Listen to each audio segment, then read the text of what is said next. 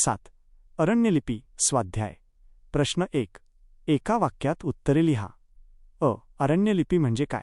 उत्तर: वन्य प्राण्यांच्या जंगलातील खाणाखुणा म्हणजे अरण्यलिपी होय. वाघांची गणती कशावरून केली जाते? उत्तर: वाघांच्या पावलांच्या ठशावरून वाघांची गणती केली जाते. जंगलात कोणते प्राणी धोक्याची सूचना देतात? उत्तर: जंगलात हरिण, सांबर व काळवीट हे प्राणी धोक्याची सूचना देतात. प्रश्न 2. खालील प्रश्नांची 3-4 वाक्यांत उत्तरे लिहा. वाघाचे क्षेत्र कशावरून ओळखता येते? उत्तर: वाघाच्या पावलांचे ठसे इतर प्राण्यांपेक्षा वेगळे असतात. वाघ आपला आवाज होऊ नये यासाठी पालापाचोळ्यातून चालणे टाळतो. तो पाऊलवाटेवरून, नदीनाल्यांच्या पात्रातून, वाळूवरून चालतो. तेथील ओल्या मातीत देतील वाघाचे ठसे आढळतात. त्यावरून वाघाचे क्षेत्र ओळखता येते. वाघ-वाघिणींच्या ठशांमध्ये काय फरक असतो? उत्तर: वाघाच्या ठशावरून तो वाघाचा आहे का वाघिणीचा आहे हेही ओळखता येते. वाघ व वाघिणी दोघांचेही पुढचे पाय चौकनी असतात. त्याची लांबी रुंदीसारखीच असते. वाघिणीच्या मागच्या पायाचा तळवा आयताकृती असतो. रुंदीपेक्षा त्याची लांबी जास्त असते. वाघ-वाघिणींच्या ठशामध्ये असा फरक असो. शिकार झालेला प्राणी कोणता होता हे कशावरून ओळखता येते? उत्तर: काही प्राण्यांच्या विष्ठेत शिकार केलेल्या प्राण्यांचे न पचलेले भाग जसे केस, नखे व हाडे आढळून येतात.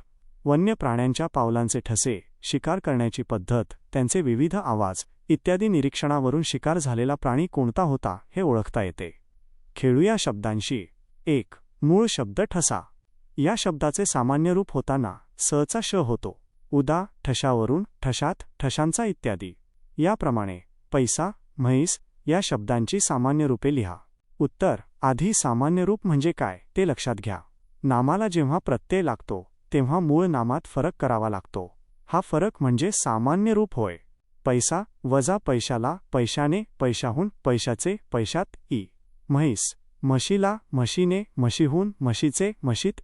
2. या पाठात पालापाचोळा, झाडेझुडपे, नदीनाले हे जोडशब्द आले आहेत.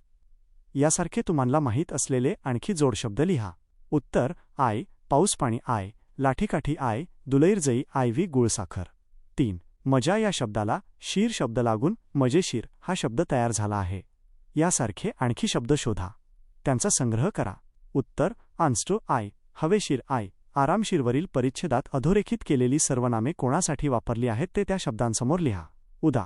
त्याला वजा सुभाष्यसाठी त्याचा वजा उत्तर त्याचा वजा सुभाष्यसाठी तो वजा उत्तर तो वजा सुभाषसाठी तुला वजा उत्तर तुला वजा समीरसाठी तू वजा उत्तर तू वजा समीरसाठी मला वजा उत्तर तो वजा समीरसाठी तो वजा उत्तर तो वजा सुभाषसाठी त्याच्या वजा उत्तर त्याच्या वजा सुभाषसाठी त्याने वजा उत्तर त्याच्या वजा सुभाषसाठी त्याने वजा उत्तर समीरसाठी. खाली काही वाक्य दिली आहेत.